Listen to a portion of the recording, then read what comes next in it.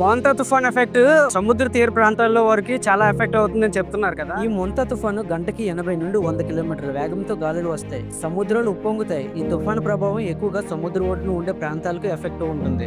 ఇటువంటి సమయంలో ఫిషర్మెన్స్ అందరూ బోట్స్ కట్టేస్తారు. యాంకర్ వేసిన తెప్పలను ఒడ్డుకి తెచ్చేస్తారు. ఈ మ్యాప్స్ లో చూస్తున్నారు కదా తుఫాన్ ఎఫెక్ట్ రోజు రోజుకి ఎలా మారుతుందో. సో దయచేసి ఈ తుఫాన్ టైంలో ఎవరు సముద్ర ఒడ్డుకి వెళ్ళకండి. ఆల్రెడీ ఆర్కే బీచ్ లో అయితే తుఫాన్ టైంలో సముద్ర స్నానాలు నిషేధించారు. మరీ ఎందుకు చెప్తున్నానంటే అక్టోబర్ 19న యారాడ్ బీచ్ లో 2 వ్యక్తులు మునిగిపోయి గల్లంతయ్యారు. వాళ్ళ బాడీలు ఇప్పటికీ దొరకలేదు. నార్మల్ టైంలోనే ఎంత ఘోరంగా జరిగింది. అలాంటిది తుఫాన్ ఎఫెక్ట్ లో ఎలా ఉంటుందో నాకు తెలుసు.